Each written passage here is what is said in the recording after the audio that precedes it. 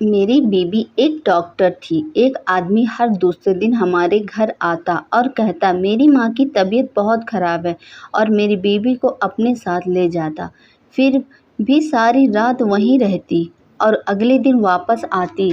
यह सिलसिला पिछले कुछ दिनों से चल रहा था। पहले तो मैं यह सोच रहा था, नज़रअंदाज कर रहा था कि यह मेरी बीवी का फ़र्ज़ है कि वह मरीज़ का ख़्याल करे और उसके पास ही रहे। लेकिन अब यह तो मेरे बर्दाश्त से बाहर हो रहा था, क्योंकि कहीं-कहीं मुझे यह सब कुछ गलत लग रहा था। कहीं वह आदमी अपनी बीमारियों के चक्कर में मेरी बीवी को कोई नुकसान ना पहुंचा दे। एक दिन मैं बीवी को कहा कि तुम रात को वहाँ न रुका करो, मुझे अच्छा नहीं लगता। तुम यह कहकर मुझे खामोश करवा गई। यह मेरा फ़र्ज़ है और यही बात उस आदमी को तुम फ़िक्र नहीं करो। मेरी बीवी लहजा भरे इतनी सख्त कि मुझे ना कहते हुए भी खामोश रहना पड़ा। यूं ही इस सिलसिले में आज का दिन भी आ गया था। सुबह सुबह जब मैं नाश्ता करके ऑफिस जाने के लिए घर से बाहर निकला तो वह आदमी अपनी मोटरसाइकिल से उतरकर वहाँ हमारे घर के दरवाज़ों की तरफ आ रहा था। मैंने उसे रास्ते में ही रोक लिया और पहले सलाम किया तो उसने मेरे सलाम का जवाब दिया और आधा दरवाज़ा खोलकर दरवाजे से अंदर झाँकने की कोशिश की। मैं भी गर्दन मोड़ी, दरवाजे की तरफ देखा और फिर दोबारा उसे देखा और पूछा कि अब तुम्हारी माँ की तबीयत कैसी है? तो कहने लगा, सर इसलिए तो आज दोबारा आया हूँ, उनकी तबीयत संभल नहीं रही है। मुझे अफ़सोस हो। ओठों को गोल करके हल्की सी आवाज़ निकाले और साथ ही बीवी की आवाज़ दे। अंदर से उसकी आवाज़ आई, आ रही हूँ।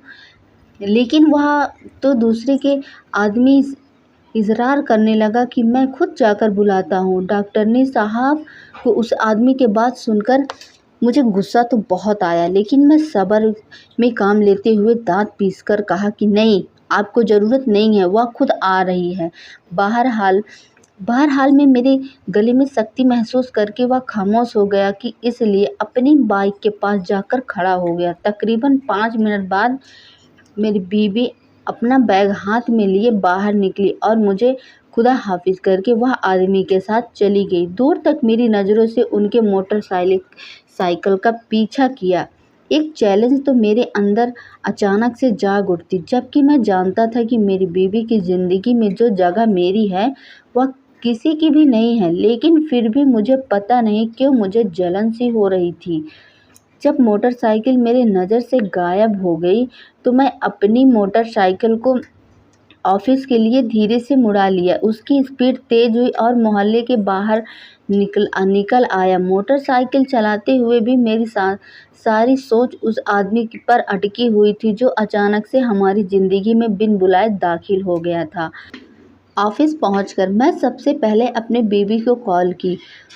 उसे घर पहुंचने का पूछा तो उसने कहा कि मैं अभी उसी औरत के घर पर हूँ, अभी शाम को बात करूँगी। उसने कॉल बंद करके मैंने फ़ोन मेज़ पर रखा और आंख मांझते हुए एक गहरी सांस लेकर काम पर तवज्जो दी, क्योंकि सामने ही मेरे बॉस का ऑफिस था। शाम तक बैठा रहा, ऑफिस में काम कर रहा था। मुझे इसी सोच सताया हुआ था, लेकिन जैसे ही काम से फ्री होकर ऑफिस से बाहर निकला तो एक बार फिर सोचा और उन्हें सोचना मेरा दिमाग में घेरा बना लिया था। मैंने मोटरसाइकिल स्टार्ट की और स्पीड तेज करके सड़क पर मोटरसाइकिल दौड़ाना शुरू कर दिया था और उसके शुरू हो गया था। मेरी आंखें चल रही थी, सोच कर कि मेरी रातों की नींद हराम हो चुकी थी। तेज़ स्पीड से मोटरसाइकिल चला कर मैं घर पहुंचा और बेल पर हाथ रख दिया, लेकिन किसी ने दरवाज़ा नहीं खोला। मतलब वह अभी तक भी नहीं आई थी। गुस्से से मैं दूसरी चाबी निकालकर ताला खोला और अंदर के घर जाकर टेबल पर रख दिया। बैग और टेबल पर रख दिया और जाकर किचन में जाकर फिर से फ्रिज से पानी बोतल निकाली और मुंह को लगातार सारी बोतल ख़त्म कर दी। पानी पीकर मेरा गुस्सा थोड़ा सा कम हुआ। मैं एक बार फिर से बीवी को कॉल की, पहले ही बेल पर वह फ़ोन उठा चुकी थी। मैं उठते ही सवाल किया, पूछा कि कब तक घर आओगे? तो वह बोली थी, सुबह आऊँगी, हालत ख़राब है। इससे पहले मैं उससे कुछ कहता वह फ़ोन रख चुकी थी। मैंने फ़ोन वही मेज पर रखा और खुद वहीं पास कुर्सी पर बैठा सो गया। अगर मुझे उसे लड़के का घर का पता होता ना, तो मैं कब का उसे वहाँ से ले आ चुका होता। लेकिन ऐसा करना भी मुझे सही नहीं लग रहा था, क्योंकि मेरी बीवी डॉक्टर थी। ऐसे उसे किसी भी मरीज के घर से लेकर आता तो यकीनन उसे बहुत बुरा लगता। वैसे भी वह काफ़ी लड़कियों की तरह नहीं है। मैं बहुत देर तक वहीं बैठने के मकसद में उसको घूरता रहा। फिर जब भूख का एहसास हुआ तो मैं उठा और खाना गर्म करके प्लेट में डालकर ले आया। खाने के बाद मैंने सोचा कि अब बीवी तो घर पे है नहीं, तो टीवी देख ले।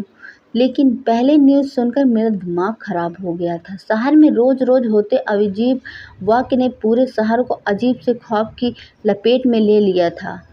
परेशानी ने मैंने एक बार फिर से अपनी बीवी को कॉल की तो अब की बार उसका नंबर बंद जा रहा था। उसकी तरह मैंने कई बार उसे कॉल किया, लेकिन जवाब नहीं आया। मैंने फ़ोन को मेज़ पर रखा और कुर्सी पर टेक लगाकर बैठ गया।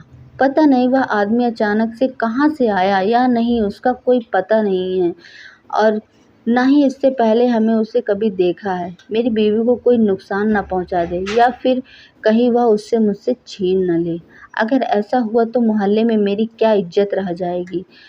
तब सोचेंगे कि वह मुझे एक औरत भी नहीं सँभाली जाती है। नहीं, नहीं, मैं उसे कल ही मना करूँगा उस आदमी के साथ जाने के लिए। मैं पूरी रात उस कुर्सी पर बैठा रहा और वहीं सो गया। पूरी रात गुज़रने के बाद सुबह जब दरवाज़े पर दस्तक हुई तो मैं दुखती टाँगों के साथ उठा और दरवाज़ा खोला। सामने ही बीवी खड़ी थी, लेकिन उसकी तवज्जो गली से जाते हुए शख्स पर थी। खामोश निगाहें उस पर डाली और अंदर आ रहा था। वही भी दरवाज़ा बंद करके अंदर आई। वह बगावती पर खर्च रख कर कुर्सी पर ही बैठ गई। तुम अब उस आदमी के साथ उसके घर नहीं जाओगी। मैं खड़े-खड़े उसकी बंद आँखों को देखकर कहा तो उसने बंद आँखों से ही जवाब दिया कि हमारी उसे ज़रूरत है। पहले ही बात हो चुकी है, उसकी माँ बीमार है। मैं कह रहा हूँ ना, तुम नहीं जाओगी, अब वह अपनी माँ को अस्पताल लेकर जाया करेगा। उसके सामने बैठे हुए मैं बोला तो वह अब की बार आँखें खोलकर सीधे होकर बैठ चुकी थी। वो जोड़े से निकालते बाल उसे वक्त मुझे जहर लग रहे थे। तुम चाहते क्या हो?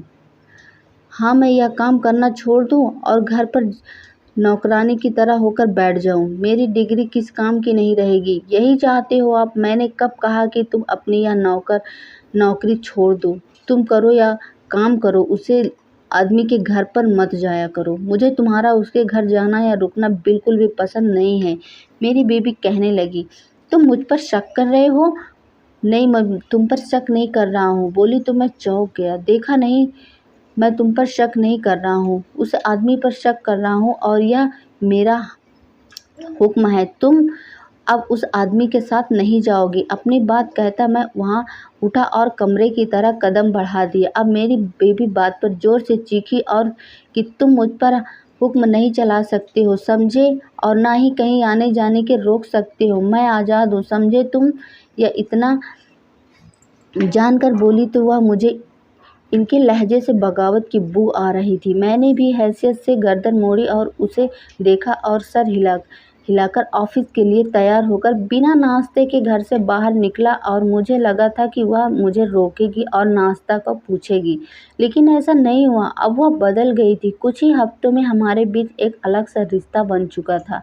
मैंने गुस्से से मोटरसाइकिल स्टार्ट की और दफ्तर आ गया, लेकिन गुस्सा और भूख की वजह से मैं काम पर तवज्जो नहीं दे रहा था। ऑफिस से छुट्टी लेकर मैं बाहर निकला और ऑफिस से दूर एक ढाबे पर नाश्ता करने आ गया। नाश्ते के बाद मैं वहीं बैठ गया और सुबह होने वाली झगड़े पर गौर करने लगा। क्या बीवी उस आदमी को जाते देखा उसका वह आदमी के घर जाने के लिए मुझसे झगड़ती है? यह सब बातें सोच रहा था और बगावत की बू का आना, यह सब एक ही दिन में नहीं हुआ था। फिर यह काम कुछ हफ्तों में ही नहीं हो सकता और था कि बिल्कुल लाज़मी हुआ था उस आदमी ने शादी से पहले भी ये मिली होगी, तब भी ना मेरे सामने ऐसी बातें कर रही थी, वरना शुरू-शुरू में जो तकलीफ़ और जोश के ख्वाब भी पैर फैलाकर सर-सर के चक्कर काट रहा था, एक सोच खत्म होने ही दूसरी आ गई थी, जिसे मैं मासूम समझ रहा था, वह भी उसी आदमी के साथ मिली हुई थी। दोनों ही मिलकर मेरी आँखों में धूल झोंक रहे थे। वह आदमी अपनी माँ की बीमारी का फ़ायदा उठाकर उसे अपने साथ ले जाता था। खुदा जाने दोनों के दरमियान कैसा ताल्लुक है कि वह इतना उछल रही है। उसके घर जाने के लिए, उन दोनों को एक साथ तसव्वुर करने के लिए मेरे बदन में आग लग गई थी, जिसकी वजह से मेरा दिल जल रहा था। दिल में इतनी बड़ी नफ़रत पैदा हो चुकी थी कि बीबी के दिमाग में आते ही मुँह से अजीब से लफ्ज़ निकलने लगते हैं। शाम का वक्त था, सड़कों पे ही बेमकसद मोटरसाइकिल दौड़ा रहा था। फिर थक कर मैं आ गया। घर के सामने मोटरसाइकिल रोककर मैंने चाबी से दरवाज़ा खोला और अंदर दाखिल हो गया। अंदर कमरे से किसी की बात करने की आवाज़ आ रही थी। मैं बगैर आवाज़ के कमरे से बाहर खड़ा हो गया और बीवी को देखा हुआ कमरे में तन्हा थी और किसी से फ़ोन पर बात कर रही थी। सुना तुम दवाई वक्त पर देते हो ना? देखो, मुझे लगता है कि मेरा घर से निकलना, तुमसे मुलाकात करना मुश्किल हो सकता है, क्योंकि मेरा पति नहीं चाहता है मैं तुम्हारे घर आऊँ। लेकिन तुम ख्याल रखना, ठीक है? अगर हालत ज़्यादा ख़राब हुई तो मैं अपना आखिरी कदम उठाऊँगी। नहीं, मुझे नहीं, फ़िक्र नहीं है। यह कहकर अल्फ़ाज़ दे जो बीबी फ़ोन पर किसी से बात कर रही थी, मैं दरवाज़े के पास ही झटके से किचन में आ गया और जानबूझकर जमकर बर्तनों की आवाज़ की। ज़ोर से एक गिलास उठाकर मैंने सिले पर पटक दिया और फ्रिज से पानी की बॉटल निकालकर ज़ोर से प्लेट पर रख दिया। बर्तनों की आवाज़ सुनकर वह कमरे से ही खड़ी-खड़ी बोली कि कौन है? उसकी आवाज़ इसमें ख़ौफ़ झलक रहा था। मैंने कोई भी जवाब नहीं दिए, बगैर बोतल का ढक्कन खोला और गिलास में पानी डाला। अब की बार मुझे कदमों की आवाज़ किचन की तरफ आती महसूस हुई थी। जैसे भी वह किचन में आई तो मैं गिलास से नज़र उठाकर उसे देखा तो उसका रंग उड़ चुका था, जबकि उसने हाथ में गुलदस्ता पकड़ा हुआ था। मैं चौंक गया कि वह अभी तक खड़ी-खड़ी निगाहों से मुझे ही देख रही थी। मैंने गिलास खाली करके प्लेट पर रखा तो उसने होश की दुनिया में कदम रखा। गुस्से से बोली कि तुम बिल्कुल भी नहीं बता सकते हैं। इतना डर गई थी मैं। मैंने उसे खामोश नज़रों से देखा। मैं चलता-चलता बाहर आया और गुलदस्ता उसके हाथ से लेकर बाहर किया। तुम ऐसा क्यों कर रही थी कि तुम इतना डर गई थी? मैं तो ऑफ़िस से अभी रास्ते से ही तुम्हारा कत्ल कर गया का इरादा था क्या? कत्ल करके लफ्ज़ पर जो जैसे वह करने वाली हो गई थी। उसका रंग उड़ गया था। उड़ते रंग के साथ बोली कि मैं क्या करूं? किसी का कत्ल? तुम इल्ज़ाम मत लगाओ मुझ पर, मैंने कुछ नहीं किया और यह गुलदस्ता मैंने सिर्फ अपनी हिफाजत के लिए पकड़ा हुआ था। मैं डर गई थी। उसके लिए लंबी चौड़ी बात सुनकर अपने कंधे उठा दिया और गुलदस्ता जाकर उसकी जगह पर रखकर मैंने अपने कपड़े बदलने आ गया था। अब मुझे उसकी कोई फ़र्क नहीं पड़ता था कि वह मुझे धोखा देने के लिए किस हद तक जा सकती है। कमरे की छत पर घूरते हुए मैं बीबी को फ़ोन पर सुनने वाली बातों पर गौर करना चाहा तो मुझे कुछ समझ नहीं आ रहा था। किसी से बात कर रही थी और उसकी आखिरी काम क्या था? कहीं वह भागने का इरादा तो नहीं कर रही थी? मैं क्या करूं? अगर वह घर से भाग गई तो मैं कहीं मुँह दिखाने के काबिल नहीं रहूँगा। मेरी मोहल्ले में क्या इज़्ज़त रह जाएगी? नहीं, मुझे जल्दी कुछ करना होगा। लेकिन एक मिनट ऐसा भी हो सकता है कि वह उसी आदमी के साथ भागने के बजाय किसी और के साथ भागने को सोच रही हो। क्यों जलूं? क्यों उस पर मैं कर रही हूँ? मैं उस आदमी के साथ भागूं ताकि उसे ढूँढ ही ना सकूं? कहीं यह मेरी नज़रों से धूल तो नहीं झोंक रही है? उसे गौर से देखकर सोच रहा था, फिर करवट लेकर लेट गया था। अगली सुबह भी वह आदमी के सामने आ गया था और बीबी के सामने उसके साथ चली गई थी, लेकिन मैं कुछ नहीं कर सका, क्योंकि मैं नहीं चाहता था कि मेरी पूरी मोहल्ला हमारा झगड़ा देखे और तमाशा देखे। इसलिए मैं सब्र का कड़वा घूंट पीकर ऑफिस आ गया। दिन में ऑफिस का काम करने के बाद जब मैं घर आया तो पूरा घर खाली था। मतलब आज भी वह नहीं आएगी। मैं टेबल पे टॉवल से मुंह साफ करके के बाद में मेज़ पर रखा और कुर्सी बैग को मेज़ पर रखा और कुर्सी पर बैठ गया। ज़िंदगी के सुकून के दिन भी आए थे, कितना सुकून था शादी के शुरू में दिनों में, लेकिन अब तो कैसे हर चीज़ ही पलट गई थी। कभी कभार तो मुझे लगता था कि वह बस शादी के शुरू में ही दिनों में अच्छा बनने का ड्रामा ही करती थी और अब वह ड्रामा करके थक चुकी थी। तो अपना असली चेहरा मुझे दिखा रही थी कि काश कि मैं ऐसी औरत से शादी नहीं ना होती। मन नहीं में सिर हिलाते हुए मेज पर रख दिया और क्योंकि सर दर्द से फटा जा रहा था। आज की रात भर कुर्सी में बैठकर ही गुजरना होगा। सुबह जब मैं दरवाज़ा खोला तो सामने ही खड़ी उसे आदमी का हाथ हिला हिलाकर मुस्कुराते हुए देख रही थी। फिर चेहरा सीधा किया तो मुझे देखकर वह अंदर आ गई। दरवाज़ा बंद करने से पहले ही मैंने मोहल्ले से गुजरते आदमी को एक नज़र डाली तो सब अजीब नज़र से मुझे ही देख रहे थे। मैंने गुस्से से दरवाज़ा बंद किया और कमरे में आकर ज़ोर से उसकी बाजू पकड़कर बोला कि तुम अभी मेरी बीवी हो, बीबी की हैसियत से यहाँ रहती हो। इस घर में समझी, अपनी घटिया हरकतों मोहल्ला से बाहर करो, यह मेरी इज्जत है। मेरी बात तो उनकी अनसुनी कर दिया और अपनी बाजू छुड़वाने की कोशिश कर रही थी। मैं खून की आंखों से उसे देखा और जोर से बिस्तर पर धक्का देकर कमरे से बाहर निकाल कर आ गया। सिगरेट पीकर सिगरेट फूंकना शुरू कर दिया। इतनी गर्मी में मैं छत पर बैठा था। एकदम से बीबी की रवैया मेरे दिमाग में आ चुका था। तो उसका बिखरा हुआ हुलिया मेरे सामने आया तो मेरा दिल किया कि मैं हर चीज़ तहस नहस कर दूं और खुद कहीं चला जाऊं या जहां कोई मुझे जानता भी ना हो।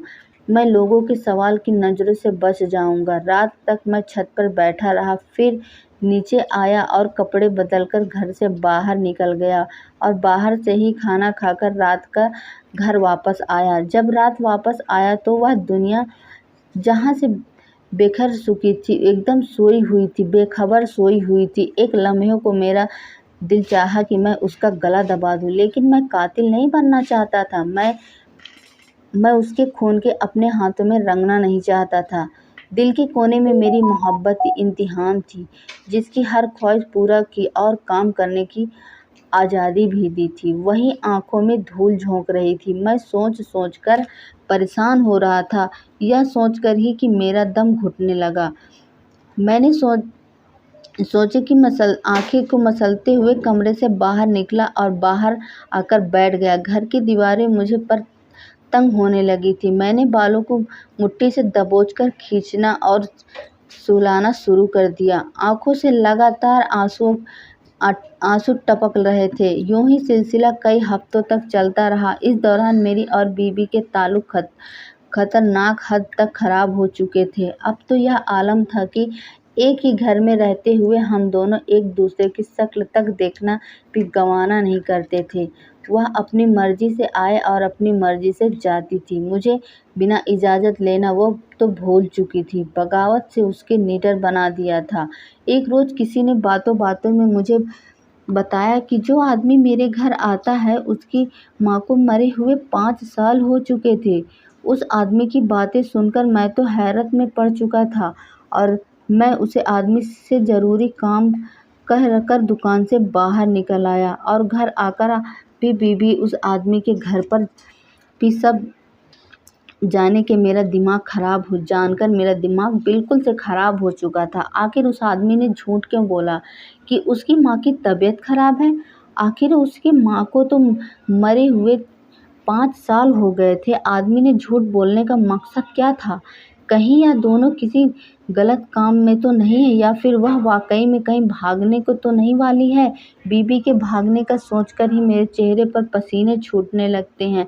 मैंने मुंह पर पानी डाला और पसीना साफ किया और मोबाइल जेब से निकाल कर मैं बीबी को कॉल की। उसका नंबर बंद आ रहा था। गुस्से से मैंने फ़ोन कर दिया और घर से बाहर निकल कर गली में आकर बैठ गया। रात भर मैं गली में बैठा रहा। फिर सुबह उठकर मैं अपने घर पे अंदर आकर बैठ गया। थोड़ी देर गुजरी तो बीबी भी आ गई थी और घर के अंदर दाखिल हुई थी। मैं पीछे पीछे कमरे में दाखिल मैं भी हुआ और उसे देखकर अपने कपड़े निकालकर बाथरूम में गई थी और फिर से 5 मिनट बाद वापस आकर बाल बनाने लग गई थी। मैंने देखा उसे और पूछा कि तुम अब कहाँ जा रही हो?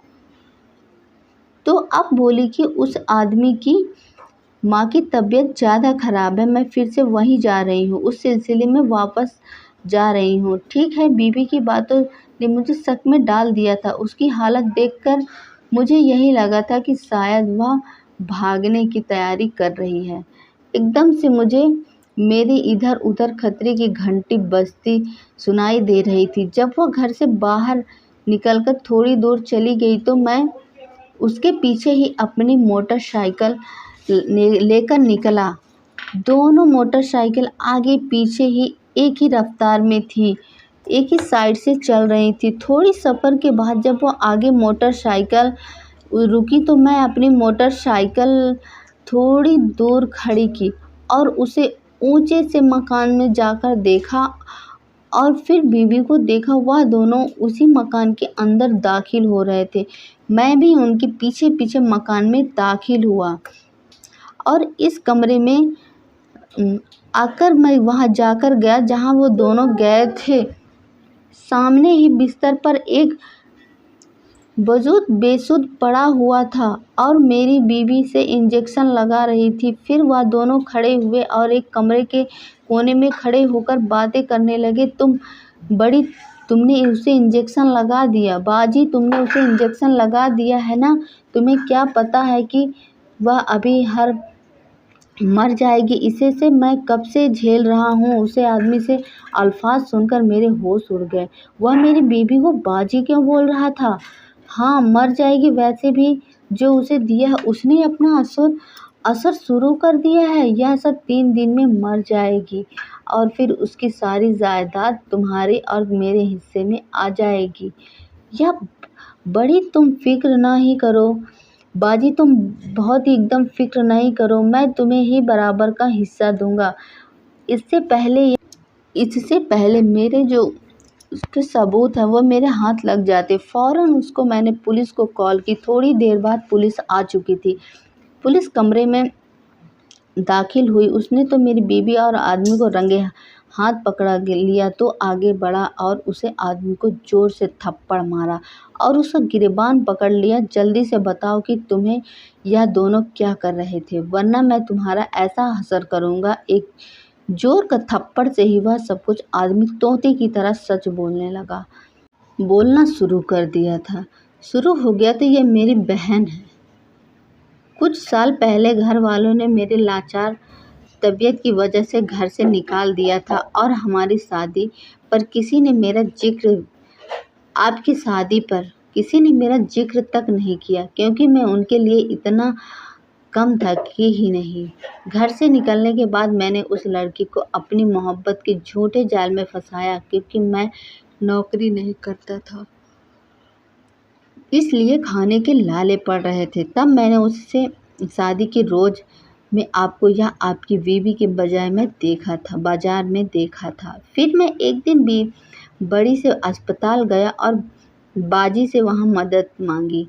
बाजी को शुरू से ही मैं उसे बहुत मोहब्बत करता था, इसलिए फ़ौरन मान गई और मदद करना शुरू कर दिया। इसलिए मैं बाजी को रोज़ ले जाता था और बीवी और उसके भाई के अपना जुल्म कबूल कर लिया था। इसलिए पुलिस ने उन्हें अदालत में पेश किया और उन्हें उम्र कैद की सज़ा सुना दी गई। जिस लड़की को मेरी बीवी ने जहर दिया था उसने अपने बच्चों को तो लिया था, लेकिन जहर ने उसी लड़की को गुर्दे पर असर किया था, जिसकी वजह से उसे अक्सर सांस लेने में परेशानी हो रही थी। बीवी और उसका भाई जेल में अपने किए की सज़ा काट रहे थे। एक वह लड़की जिसे मैं मोहब्बत से इतनी बड़ी सज़ा पाई और बावजूद एक आम हिस्से को खो दिया था, और एक मैं जिसने अपनी बीवी के धोखा खाया था। लेकिन वक्त का काम है गुजर जाना। कभी कभार यह वक्त भी जख्मों के साथ गुजर जाता है। नॉर्मल होने के बाद सब 1 साल के बाद शादी कर ली और अब मैं अपनी शादीशुदा ज़िंदगी में बहुत खुश है। मेरी बीवी फरमानाद है और नेक है, खास तौर से बच्चों की तकरीबन पर बहुत तवज्जो देती है। इसलिए बच्चों को लेकर मैं भी बहुत खुश हूँ, बेफिक्र रहता हूँ। लेकिन कहीं न कहीं मैं इस वाक़ये से यह ज़रूर सीखा हूँ कि लालच का अंजाम बहुत बड़ा होता है। क्या मैं पुलिस को बुलाकर ठीक किया हूँ? मुझे बीबी का और उसके भाई को इतना गलती सुधारने का मौका देना चाहिए था। बीवी के घर वाले ने जिस तरह से अपने बेटे को घर से निकाल दिया था, क्या वह ठीक था? उनको प्यार से उन्हें समझाना चाहिए था। क्या लालच इंसान को इतना अंधा कर देती है कि इंसान अच्छे और बुरे की तमीज़ भी भूल जाता? अगर ये स्टोरी पसंद आई हो ना आपको, तो एक लाइक और सब्सक्राइब चैनल को करना मत भूलें। अगर आप चैनल में पहली बार हैं ना, तो बेल आइकन को प्रेस कर दें। धन्यवाद।